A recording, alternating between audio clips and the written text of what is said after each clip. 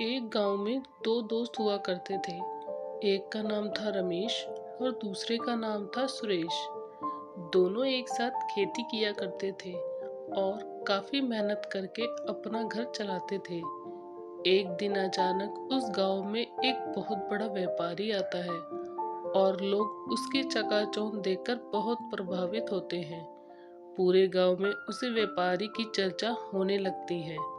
ऐसे ही रमेश और सुरेश भी इसी बारे में बात करने लगे। रमेश कहता है, वाह, जिंदगी हो तो ऐसी।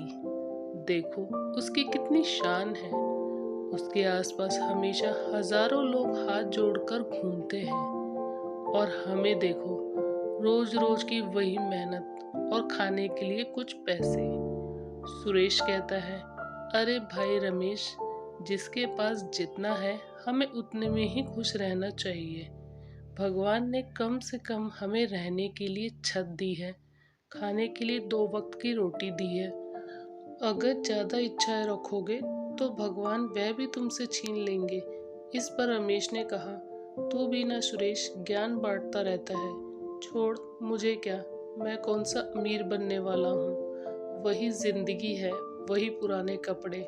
रमेश को उस व्यापारी की अमीरी देखकर बहुत जलन होने लगी और वह बस उसी के सपनों में खोया रहता है। रात दिन वह बस अमीर होने के ख्वाब देखने लगता है। उसका मन काम में नहीं लगता, इसी कारण उसकी खेती अच्छे से नहीं होती। वह दिन पर दिन गरीब होने लगता है, खाने के लिए भी लाले पड़ने लगते हैं। रमेश की ऐसी हालत देखकर सुरेश रमेश से बोलता है, रमेश, ऐसा कब तक चलेगा? तुम दिन भर सपने देखने लगते हो। तुम्हें मेहनत करनी चाहिए और अपने काम में ध्यान देना चाहिए। रमेश ने कहा, तुम अपना काम क्यों नहीं करते? सपने देखने से ही पूरे होते हैं सुरेश। और तुम देखना, एक ना एक दिन मैं जरूर अमीर बन जाऊंगा। सुरेश ने कहा, मैं तुम्हें चाहे जितना भी समझा लूं, पर तुम्हें तो अपनी ही चलानी है। मैं तो तुम्हारे भले के लिए ही बोल रहा हूँ, बाकी तुम्हारी मर्जी। रमेश को सुरेश की बातें बेफालतू की लगती हैं। उसे लगता है कि सुरेश हमेशा उसे डांटता ही रहता है। एक दिन रमेश ऐसे ही गांव के बाजार में काम की तलाश में घूमता रहता है। तभी उसे एक लॉटरी वाला दिखता है जो लॉटरी की टिकट बेच रहा होता है। रमेश ने लॉटरी वाले से कहा, अरे भाई, लॉटरी लगेगी भी या यूं ही बेच रहे हो? लॉटरी वाले ने कहा, अरे भाई, बिल्कुल लगेगी। गांव में जो नया व्यापारी आया है वह भी लॉटरी खरीद कर ही माला माल हुआ है। रमेश ने लालच में आकर लॉटरी खरीद ली और मन ही मन करोड़पति बनने का ख्वाब देखने लगता है। अगले दिन शाम को लॉटरी का रिजल्ट निकलने वाला था, इसलिए रमेश अपनी टिकट लेकर उसी दुकानदार के पास जाता है। वहां दुकान वाले से पूछता है, क्यों भाई, रिजल्ट आया? जरा मुझे नंबर तो बताना। रमेश अपनी लॉटरी के नंबर को ध्यान से देखता है। उसका नंबर रिजल्ट के नंबर से मैच कर जाता है। रमेश बहुत खुश हो गया क्योंकि वह अब करोड़पति बन गया था। अगले ही दिन रमेश की करोड़पति बनने की बात अखबार में छप जाती है।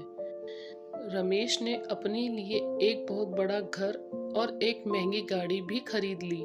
रमेश की इतनी तरक्की देखकर उसका दोस्त सुरेश बहुत खुश हो गया और अगले दिन रमेश से मिलने के लिए उसके घर गया। रमेश जब अपने घर में सुरेश को देखता है तो उसे लगता है कि सुरेश उससे पैसे मांगने आया है। इसलिए रमेश ने सुरेश को बहुत सी बातें सुनाई और बुरा व्यवहार करने लगा। सुरेश को उसका बर्ताव कुछ अच्छा नहीं लगा और वह रमेश से कहता है, तुझ जैसे लालची इंसान कभी किसी का दोस्त नहीं हो सकता। मैं यहाँ अपनी दोस्ती निभाने आया था। सोचा था तू मेरी इज्जत करेगा, लेकिन तुझे तो अपने पैसों का बहुत घमंड है। आज तेरा समय है रमेश, कल मेरा भी आएगा, लेकिन तू चिंता मत कर, मैं तेरे जैसा नहीं बनूंगा। यह कहकर सुरेश वहां से चला गया। कई साल बीत जाते हैं। रमेश और सुरेश एक दूसरे को कभी नहीं मिलते। रमेश शहर चला जाता है और बहुत पैसे कमाने लग जाता है। एक दिन रमेश बहुत बीमार पड़ जाता है। रमेश को अपनी बीमारी के इलाज के लिए बाहर जाना पड़ता है और वह अपना सारा काम उसके एक जिम्मेदार आदमी को दे जाता है। कुछ महीनों के बाद रमेश पूरी तरह से ठीक होकर अपने घर आता है, लेकिन जैसे ही वह वापस आता है तो वह देखता है कि उसका काम पूरी तरह से बदल चुका है।